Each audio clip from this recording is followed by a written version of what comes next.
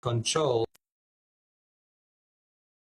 Well, government has announced that a new minimum wage will come into effect as of the 1st of March this year. The change is expected to impact a wide range of industries, and employers are also urged to familiarize themselves with the new regulations in order to ensure compliance.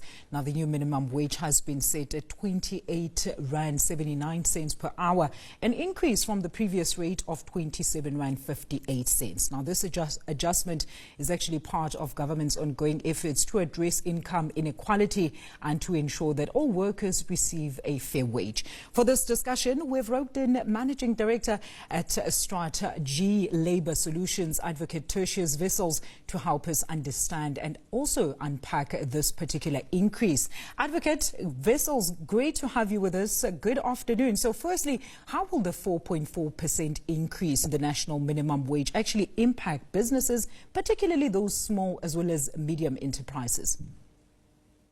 Good afternoon, Alicia, and good afternoon to the viewers. Yeah, I think this increase of 4.4% on the national minimum wage, which is set to be effective from the 1st of March 2025, will undoubtedly have an impact on both employers and employees. Many employees, labour federations see this increase as minimal and almost as insignificant. But ultimately, there's also many small employers out there that really see this as something that's going to impact on their ability to remain operationally or financially sustainable. So what we need to understand is that employers have a duty, and especially because this announcement comes almost a month just before it kicks in, to really understand what are their operational expenditures, what is their current payroll cost, and how is this increase then going to impact on their operations as such. And it's also important for the employers to ensure that they are educating their employees on this increase so that there is awareness about the adjustment that's going to take place.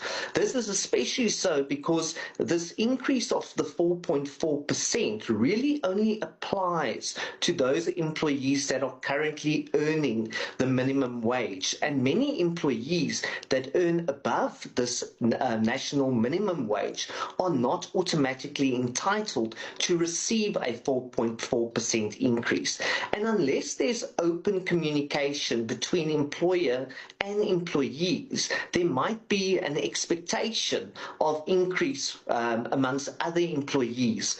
And if they do not receive that, that could potentially lead to disputes about mutual interests, and it could cause labour unrest, which again has the ability to adversely affect the employer, especially smaller businesses. So it's important for the employers to be engaging with their employees so that they know what to expect. Very interesting that you point out that some sectors don't actually have to be part of this minimum wage increment, Advocate. So are you able to maybe name those industries or sectors that will actually be excluded from, of course, implementing this new tabled minimum wage? Yeah, so there's a variety of industries and sectors within South Africa, and many of those have their own either sectorial determination or there's bargaining councils that regulate what the minimum wages are applicable in those industries and sectors. But what we find with the National Minimum Wage Act specifically is that certain sectors like or extended public works programs and learnerships are often exempt from having to comply with the provisions of the National Minimum Wage Act, and as far as that those sectors can pay a lesser wage.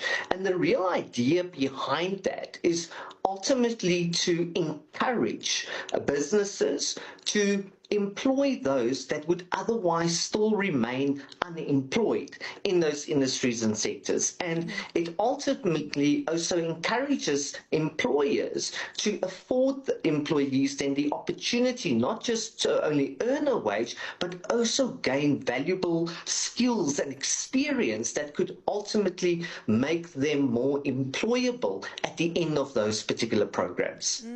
Very key to note as well. I'm sure you saw, Advocate, there was quite a lot of confusion with some employees when they actually, during the COVID pandemic, when some employees actually went to go and ask for their UIF benefits only to find out that their employers were actually not even contributing to this particular fund. But what are some of the key challenges, Advocate, in ensuring compliance? Because this is a huge one. Compliance within the sector, with the new minimum wage, especially in sectors with historically low wages. I'm talking your domestic workers, your gardeners, or basically informal employees.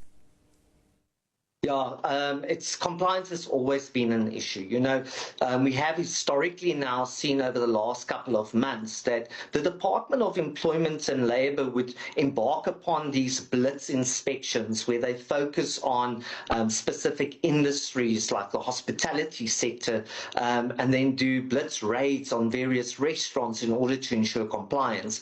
But a national minimum wage is a wage that now is applicable to every single person across South Africa.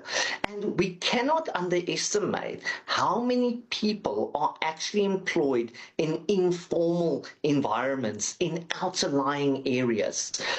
How many households, as you mentioned, might have domestic workers or gardeners in their employees, au pairs, etc.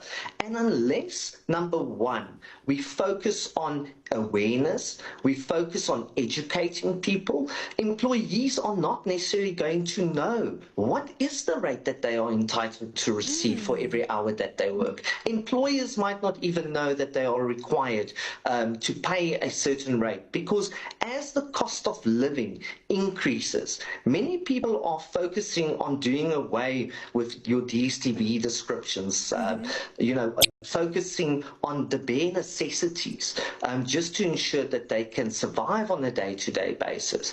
And unless the Department of Employment and Labour is going to come up with new ideas or innovative ways of ensuring compliance, we will always have a situation where the most vulnerable will still suffer and not benefit from these initiatives that are implemented. Very quick one, Advocate, before I let you go. When you make reference of that, that sometimes it's even the employers that don't know how much they're supposed to pay. Somebody had posted on social media, if I'm now earning 7,500 Rand and I have to pay my domestic worker 3,500 Rand, how am I going to survive? But very quickly, Advocate, what legal consequences then do those employers face if they do fail to comply with the new minimum wage regulations?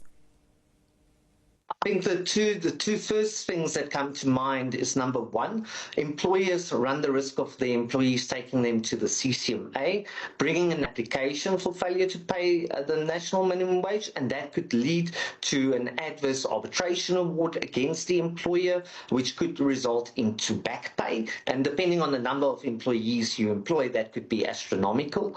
There's also the possibility of fines being imposed on employers for their failure to comply. Advocate, great having you with us on the show. Thank you so much for that much needed clarity. I wish we could go on and on, but unfortunately we're out of time. That was Advocate Tertius Wessels, the MD at Strata-g Labour Solutions, also weighing in on the new pronounced minimum wage. We're going to take a quick ad break. I'll be back in a short while. Don't go anywhere.